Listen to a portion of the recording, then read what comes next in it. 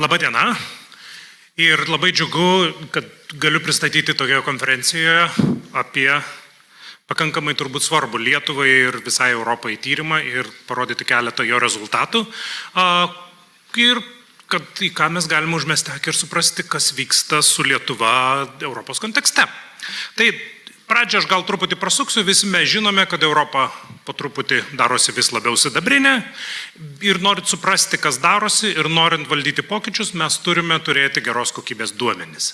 Ir šitoj vietoje Europos sveikatos senėjimo ir išėjimo į pensiją tyrimas yra tas tyrimas, kuris ir taikosi ir siekia suteikti geros kokybės duomenis, kuriuos galime panaudoti ne tik tai moksle, bet ir priimant su politika, su socialinė politika, su sveikatos politika ir kitomis sritimis susijusius sprendimus.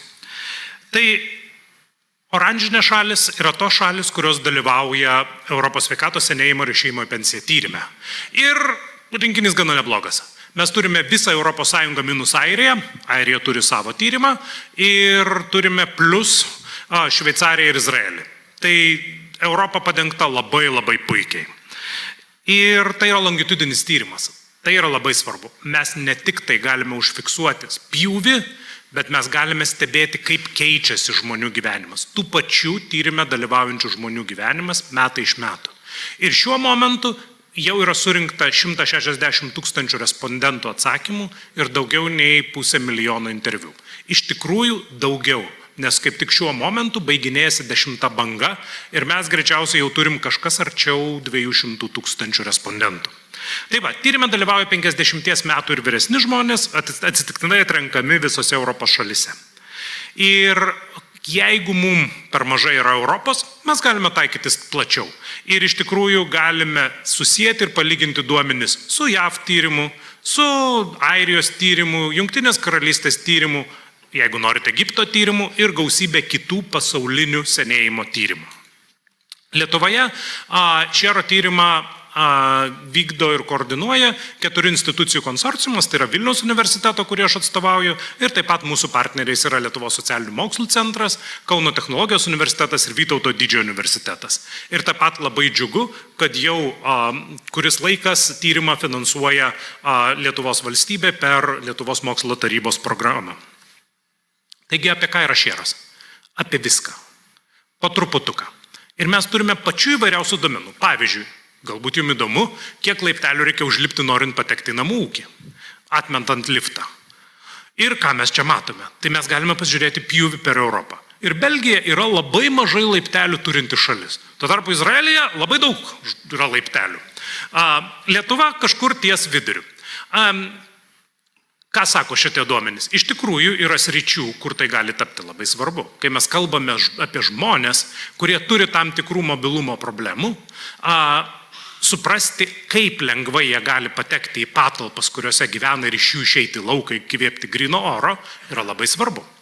Taigi mes galime kalbėti apie architektūrą pritaikytą vyresnio amžiaus žmonėms ir taip toliau ir panašiai. Tai yra labai platu. Mes turime informaciją apie pačias įvairiausias žmonių gyvenimo sritis ir sveikata čia yra labai svarbu. Aš padariau raudonai tas sritis, kurios yra tiesiogiai apie sveikatą. Tai mes turime nuo fizinės sveikatos tam tikrų rodmenų iki, pavyzdžiui, apie ką šiandien jau buvo pranešimas, pažintinį funkcionavimą.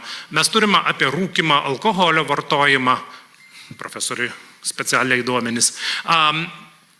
Ir netgi, pavyzdžiui, jeigu respondentas dalyvaudamas tyrime miršta, tokiu atveju yra informacija apie paskutinius jo gyvenimo metus. Kitaip sakant, yra apklausiami jo artimieji apie tai, kokie buvo paskutiniai šio žmogaus metai. Ir Lietuva prisijungė tik 7. bangoje. Jeigu mes žiūrėsime į kitas senasias šalis dalyvaujančiose tyrime, tai jos duomenys jau pradėjo rinkti 2004 metais, mes startavome 2016 metais ir šiuo metu yra prieinami 3 reguliarios bangos, na ir COVID laikotarpiais buvo atlikti 2 specialūs klausimynai telefonu.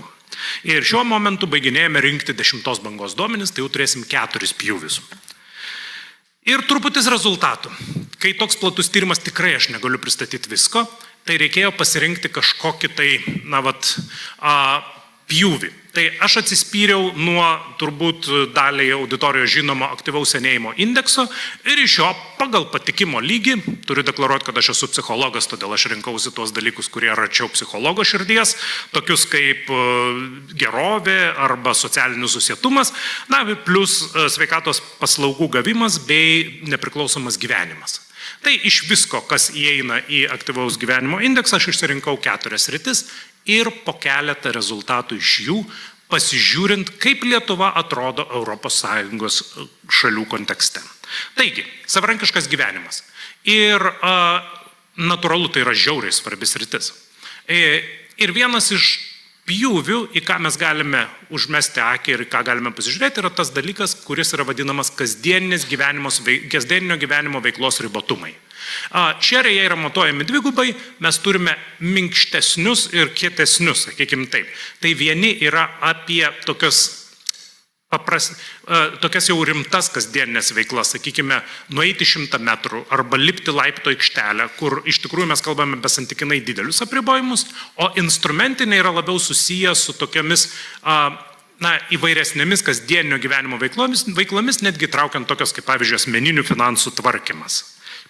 Ir būtent žiūrint į šitas, sakykime taip, minkštesnius kasdieninio gyvenimo ribotumus, mes matome, kad Lietuva atrodo, taip vidutiniškai ES kontekste. Čia yra procentas žmonių, kurie turi bent vieną ribotumą. Ir šitame ir daugelį kitų grafikų aš lyginsiu pokytį. Čia yra tie patys žmonės, kurie pradėjo dalyvauti tyrime 7 bangoje, kadangi Lietuva įsijungė 7 bangoje, ir tie patys žmonės pasiekti 19-20 metais 8 bangoje, bei 21-22 metais 9 bangoje.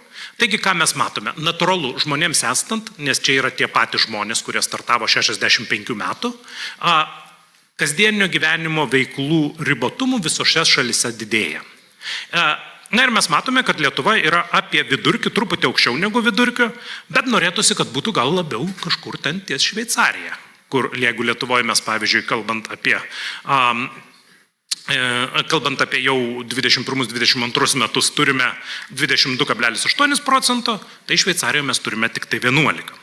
Na ir dar užmetę akį į abiejų šitų mano minėtų kasdieninio veiklos ribotumų grupių suminę situaciją, tai yra koks procentas žmonių turi bent kokį kasdieninės gyvenimo veiklos apribojimą, mes matome truputį blogesnę situaciją. Nes šiuo atveju, jeigu mes žiūrėsime tik tai 9 bangos duomenis ir į suminį rezultatą, mes matome, kad Lietuva jau yra aukščiau vidurkio ir gerokai atsiplėšė nuo Šveicarijos. Jeigu Šveicarijoje 18,4% žmonių turi bent vieną ribotumą, Lietuvoje jų yra 30% ir mes artėjame prie prasčiausiai atrodančios šalies, tai yra Bulgarijos, kur yra 35%. Kitas momentas, į ką galim pažiūrėti, tai yra subjektyvus sveikatos vertinimą. Ir šiuo atveju subjektyvus sveikatos vertinimas Lietuvoje yra nelabai. Jeigu čia yra 5 balis vertinimas nuo 1, kur yra visiškai blogai, iki 5, kur yra visiškai puikiai, Lietuva plaukia gerokai žemiau vidurkio ir yra arčiau prasčiausiai pasirodžiusios šalies Latvijos, kaimynai. Lietuva, šiaip galiu atskleisti iš karto, tą jūs matysite, Lietuva lenktyniauja su Latvija, Rumunija ir Bulgarija. Dėl to, kas bus apačioj. Tai ir Danija, man atrodo, pirmą kartą sutinkam Daniją, bet dar sutiksim Daniją. Tai prieiga prie sveikatos paslaugų. Šitoje vietoje tai irgi yra labai svarbi sritis, jeigu žmogus jau susiduria su kažkokiais apribojimas, ar jam pavyksta gauti paslaugas įveikiant šitos apribojimus, ar jam pavyksta gauti sveikatos paslaugas. Ir šiuo atveju čia yra klausima, visas blokas klausimų, aš paėmiau dalį šitos dalies apie tai, ar teko atsisakyti sveikatos priežiūros paslaugų. Ir atsisakyti dėl kainos arba dėl prieinamumo. Ir kokios tos yra sveikatos priežiūros paslaugos, tai yra įvairios. Bendrosios praktikos gydytojo priežiūra, gydytojo specialisto priežiūra, vaistai, dantų priežiūra, akių regos priežiūra namuose bei mokama pagalba namuose, įskaitant ir šitokius dalykus. Tai Iš tikrųjų, jeigu mes žiūrėsime į Lietuvos situaciją, Lietuva šiuo atveju yra tas ryškesnis oranžinis stulpelis, tai mes matome, kad prieinamumas yra aukščiau ES vidurkio ir vėlgi šiuo atveju Malta atrodo geriausiai, tai labai toli nuo Maltos. Tuo tarpu, kai mes žiūrime dėl kainos, prieinamumo, kiek žmonių sako, koks procentas žmonių sako, kad negalėjo gauti paslaugų dėl kainos, jis yra artimas Europos vidurkiui. Kodėl mums yra svarbu šitie nepatenkinti sveikatos priežiūros poreikiai? Mūsų atlikti tyrimai rodo, kad jie siejasi ne tik tai su tuo, kad žmogaus fizinė sveikata blogėja. Mes matome netgi poveikį ir psichikos sveikatai. Šiuo atveju mano kolegų darytas tyrimas rodo, kad žmonės, kurie susiduria su nepatenkintais sveikatos priežiūros poreikiais, jie susiduria su didesniu depresijos simptomų skaičiumi. Gerai, širdžiai artimiausias sritis gerovė ir pozityvesnė gerovė. Pozityvesnė sritis negu nepatenkinti sveikatos priežiūrai ar kasdienės gyvenimo veiklos ribotumai. Kaip atrodo gerovė Lietuvoje vyresnio amžiaus žmonių? Gerai ir blogai. Jeigu mes lyginsime su kitomis šalimis, mes atrodom gerokai prastai.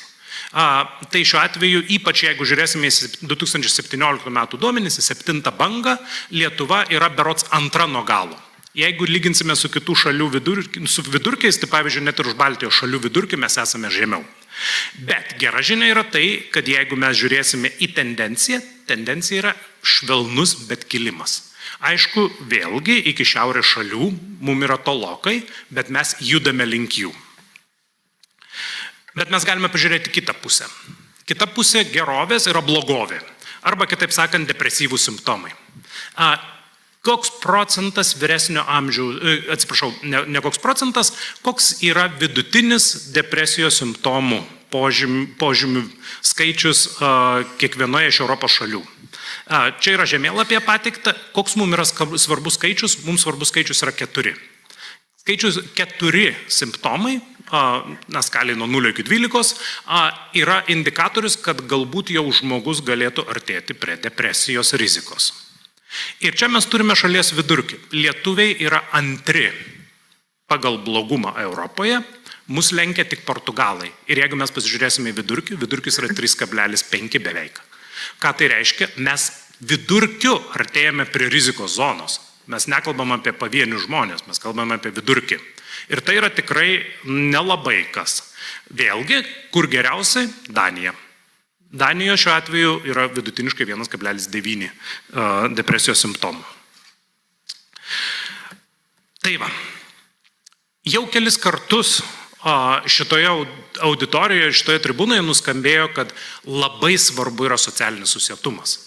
Na, vat ir ką tik kolegės iš 3 amžiaus universiteto labai pabrėžė tai, kad buvimas vienu nėra labai džiugi būsena ir įsitraukimas į vairias socialinės veiklas yra tam tikrą prasme vaistas nuo iškylančių problemų. Taigi šiuo atveju kaip atrodo susietumo situacija Lietuvoje. Ir čia mes galime pasižiūrėti į 2 aspektus. Vienas aspektas yra, kiek procentų žmonių save įvardina, kad jie kartais arba dažnai jaučiasi vieniši. Ir šiuo atveju, jeigu mes žiūrėsime, tai vidutiniškai Lietuvoje. Bet visgi, mes turime tą situaciją, kad apie trečdalis 65 ir vyresnių žmonių Lietuvoje įvardina, kad jie kartais arba dažnai jaučiasi vieniši. Ir vėlgi, šiuo atveju, geriausia situacija Danijoje. Gerai. Galim pažiūrėti kitą rodiklį, tai yra socialinio tinklo dydis.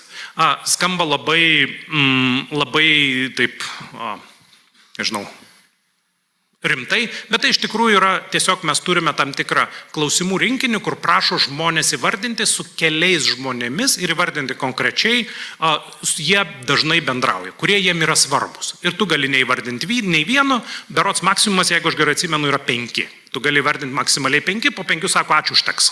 Nu, ta prasme, 5 daug pagal šitą dalyką. Ir koks yra vidutinis įvardintų žmonių skaičius, tai Lietuvoje vidutiniškai vyresnio amžiaus žmonės dalyvavę mūsų tyrime įvardina, kad jie bendrauja su 2,5 žmonėm, žiūrint į kurią bangą žiūrėsime. Tai va, tai irgi žiūrint į kontekstą yra žemiau Europos vidurkių. Taigi mes galime sakyti, kad ir susietumo situacija Lietuvoje nėra pati geriausia.